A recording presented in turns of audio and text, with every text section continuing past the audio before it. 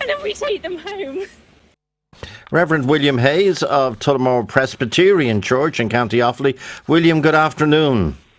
Good afternoon, Joe. And do you recognise that voice? Yeah, I do. Yeah, it was very strange. Whenever this podcast came out, my wife sent me over a message saying, "Hey, do we remember this lady?" And we had known her as Samantha Cooks, which I presume maybe that's her real name. I don't know. Yeah, it is. That was. Yeah, but she came along to our church for a relatively short period. I mean, we don't have a huge amount to kind of add to this story in some ways, Joe. But it's but she came along to Tullamore Presbyterian Church for we think maybe about. We don't know, about 5 or 6 or 7 weeks in 2014. And very quickly we realised that there was something not quite right there that was going on with her. She had turned up, small church, we're always very open and welcoming to people whenever they come in. And so we asked people lots of questions and things like that. And very quickly her story sounded very strange. So it did. There was all sorts of bits of her story that seemed to be kind of far too neatly connected into what we were doing as a church. We were just starting with some refugee work at that stage, which we've kept on doing over the years. So we did some stuff in conjunction with the council, and she seemed to kind of know people all over the place. And on the one hand, part of me was kind of thinking, oh right, okay, God sent somebody here to really help us. But on the other hand, I was thinking, gosh, this all sounds quite neat, if you know what I mean. A little suspiciously neat in some of this. And also little bits of her story didn't join up.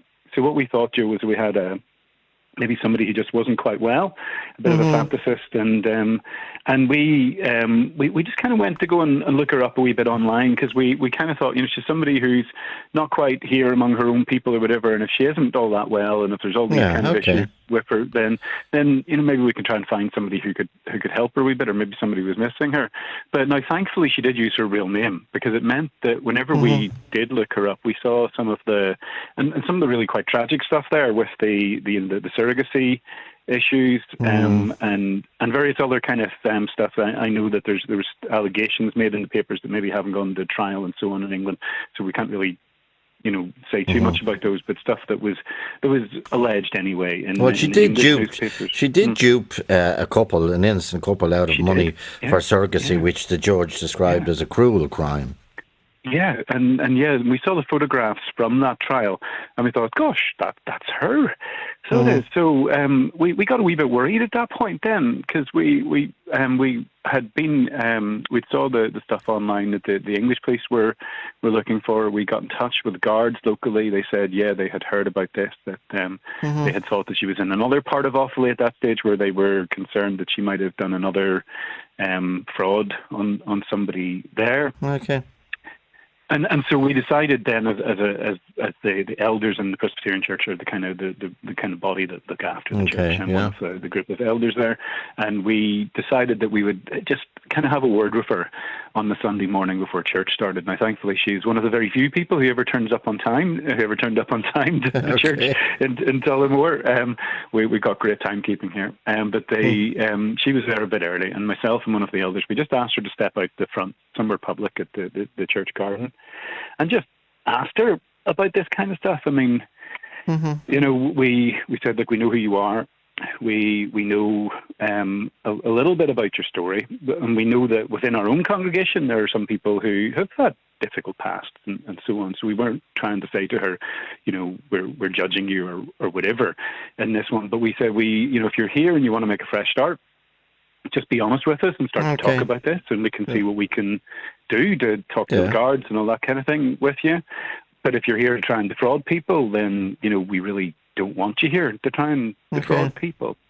And Joe, it was the weirdest moment, because as you can guess from that stuff that you were playing, she's got this kind of happy demeanour, if you know what I mean.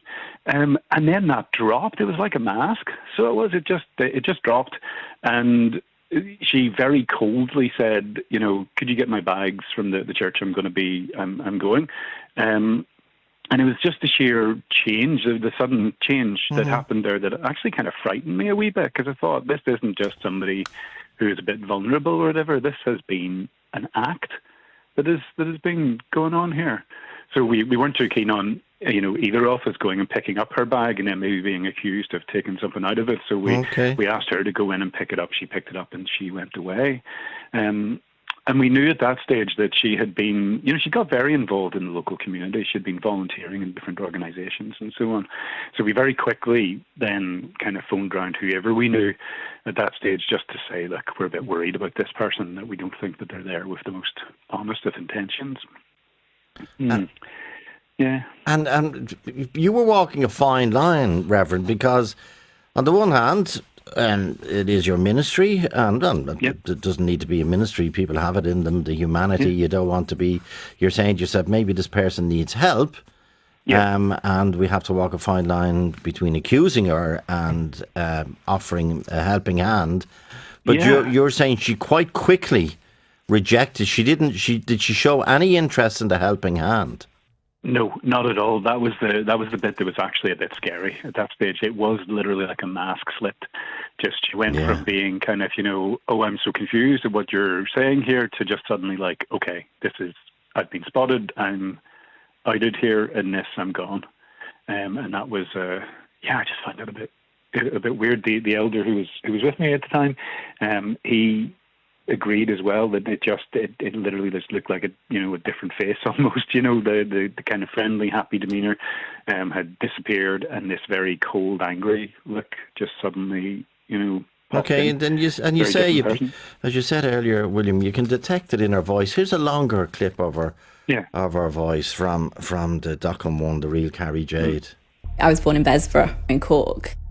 So I was born obviously in Ireland, and then I was adopted, but I grew up in the UK. My mum was one of the first to be allowed to adopt as a single parent. I was adopted because my mum thought there was too many people on the planet. Okay. So even my adoption was some sort of, my mum was a bit of a rebel back in the day and very much a feminist. I love her to pieces. I went to Steiner School, so my grandparents were horrified at that. I think my grandparents were convinced I would never learn to read or write. I grew up as a kid on protest marches and all of that, so that was our holidays. Like, some children got taken to, SeaWorld in Florida. I got taken to stand outside to protest Port Illicum, the whale. My mum would always have her opinions on things. And I can always remember my grandmother always used to say, oh, well, that's because we let you listen to David Bowie. Yeah, that's her again, obviously. The really weird bit about that, Joe, is that that's actually the plot of a book called The Horizontal Epistles of Andromeda Vale. It's this kind of comedy writer called Adrian Plath who writes that, and some of those lines are straight out of Adrian Plath. But tell us the name of the book again, William, sorry. It's been years ago since I've read it. The Horizontal Epistles of Andromeda Vale. It's about a little girl who is in hospital, and her mother is one of the Greenham Common women, and she writes out all these letters and stuff like that. So it's kind of 50% funny and 50% tragic at the same time. But she was just literally, I've never heard that bit there, but she was just literally kind of quoting lines from that by the writer Adrian Plath. Yeah. And did she say she could speak Hebrew? Yeah, she said she was brought up in a Hebrew. No, she said she was brought up in a Hebrew-speaking environment. So she was. And what had happened is one of the older ladies in church had said, and you see, it all sounds a bit fanciful when you say it like this. So it does, because one of the older ladies in church had said something to her, and she just kind of didn't register what the lady was saying in Hebrew, and it was just wee funny things like that just the story didn't join up. And at that stage, we weren't thinking, oh, this is somebody who's a fraudster here. We were thinking, oh, maybe this is just somebody who kind of, you get. I don't know, is it Walter Mitty figures? Is that the term? I can't remember the exact. You get people who just make stuff up. So and we kind of worried that maybe she was a vulnerable person like that. And it was only then, whenever we went to go and look her up online, and just to see, was there something wrong here, or was there somebody, looking for this person or whatever? And this, we realised, it might not be quite as, it might be a wee bit more sinister than that. Yeah. And then the problem is, one, we know she has taken money on other occasions, but two, because it does, well, maybe it doesn't in your case, but it does make people very, very weird. Like she was going on there about Bessborough and her mother being born in Bessborough, which is, as you know, a mother and baby home.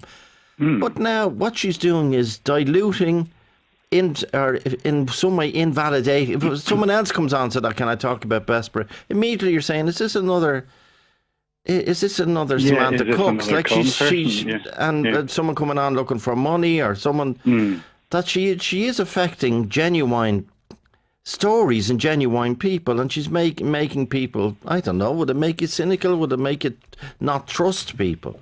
Because she's not whatever we can say about her, and she has been convicted, but she's not trustworthy, to say the least. I'm baffled by. I'm not baffled. I'm intrigued by your superior knowledge, William. I thought you were going to say the quote was from Ulysses from yesterday, so to speak, but it's from the horizontal epistles of Andromeda. It's some of the stuff that the character there says, because she's kind of abandoned in this little hospital. Okay, let's hear it again. Let's hear it again, and maybe you can tell it.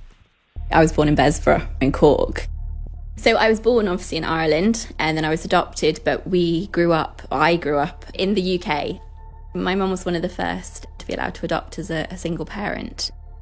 I was adopted because my mum thought there was too many people on the planet. Okay. So my adoption was some sort of, my mum was a bit of a rebel back in the day, and very much a feminist.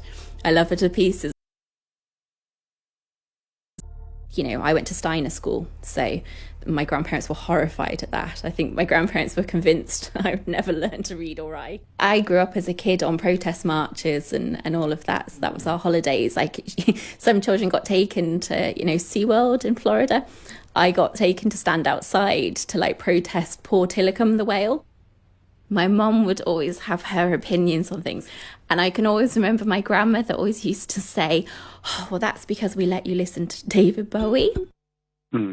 What's the similarities? So those two bits at the end there, the bit about the other kids got taken to SeaWorld. I went to go and protest whatever the whale was. I couldn't make out the name there. Yeah. And then the bit about the grandmother saying that it was because she got allowed to listen to David Bowie. Yeah, it's really funny actually. So it is. Yeah, because that's quite an obscure book. You have to be really kind of steeped in English evangelicalism to go reading those books. So you do. So, I mean, maybe that tells you a bit about her actual background, if she has picked up one of those and read those. But yeah, that's just really weird to hear that and to go, oh yeah, I remember that story. Well, maybe if she is of a Christian bent, so to speak, she might have a Damascene conversion, will she? And come on radio and say, "I'm sorry and I don't mean to upset people." Well, look, I wish she would, but as long as she doesn't keep going about being a danger with that. And then some people, can cynically use that as, you see that maybe not so much this side of the world, but certainly over in America, you see that with politicians where they all of a sudden come to face and, do you know what I mean? Yeah, so, and they make up CVs and false CDs, and then, but invariably your own lies trip you up. You have to remember the lies you told. And that was where the issue was with this, was that it didn't all join up, or also in some ways she bumped into a bunch of people with, in the case of some of the older folks in our congregation, with a wee bit more knowledge than maybe she was expecting on some of the issues, which again just left us with this kind of, really, is she actually, is this actually what she was, where she was brought up, or is this actually what happened with her? Well, apparently she's still in Ireland. That's the latest we've heard. Oh, right. Yeah, down maybe around the southeast. Right.